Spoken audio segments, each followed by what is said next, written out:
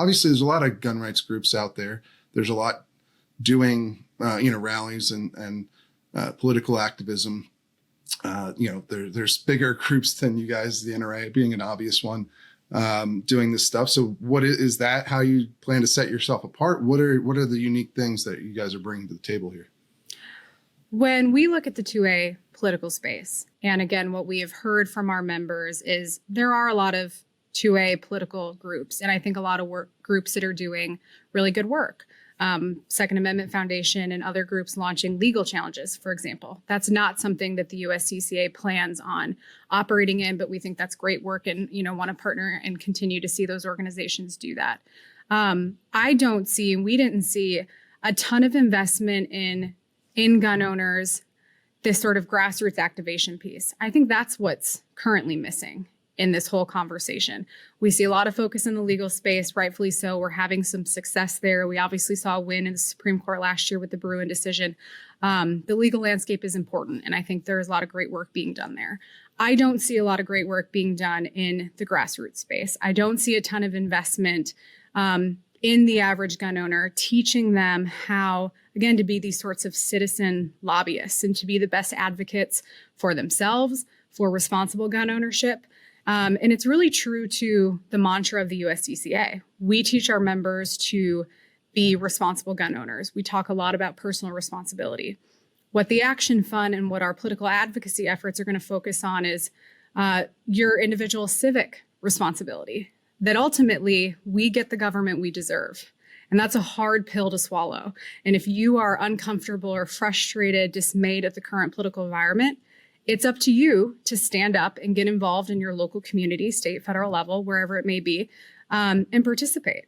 And what we don't see is a ton of empowerment and investment there. And that's really where the USCCA wants to live. It's where we want to focus. We want to teach gun owners how to be their own best advocates, be the best representatives they can be for gun ownership. Again, because if we're going to protect and safeguard the Second Amendment for generations to come with millions of new gun owners, we have to change the perception of gun ownership. We have to fight this overarching media narrative that gun owners are evil or that a firearm is inherently dangerous.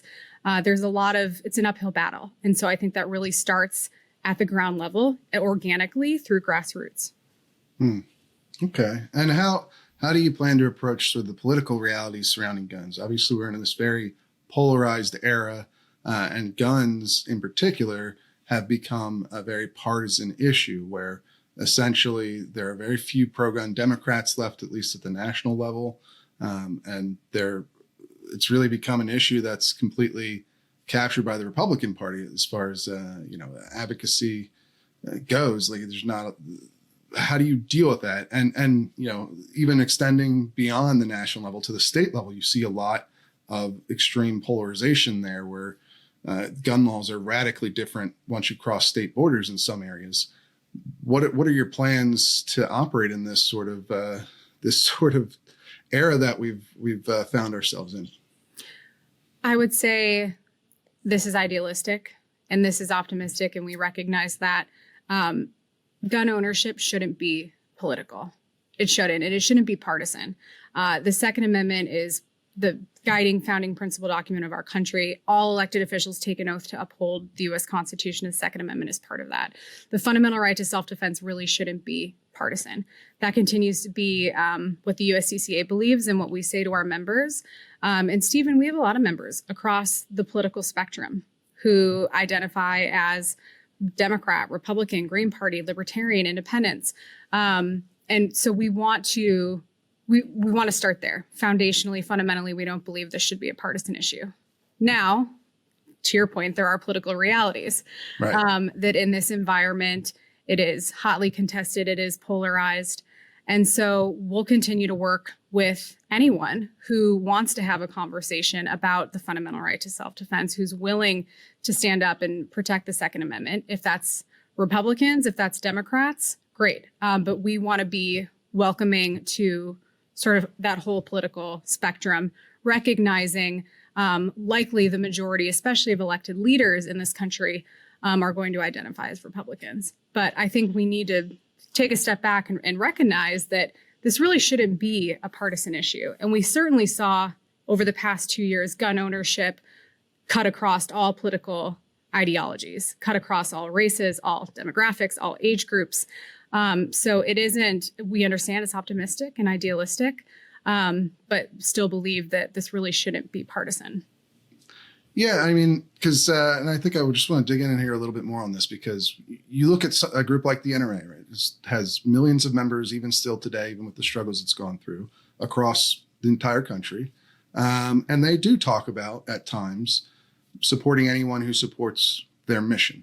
But at the same time, you see from them, and it's not just the NRA, you see this with a lot of single issue advocacy groups. The ACLU would be another sort of prime example of this, where there seems to be a calculation that a certain demographic of donors, essentially, or members, is much more profitable, or you're able to get more revenue out of them by appealing to all sorts of issues that have really not much to do with firearms, but are partisan issues as well. You've seen the NRA do ads that talk about immigration, that talk about vaccine mandates, things of that nature. You've seen the ACLU go well outside of civil liberties issues into other sort of liberal identity issues as well.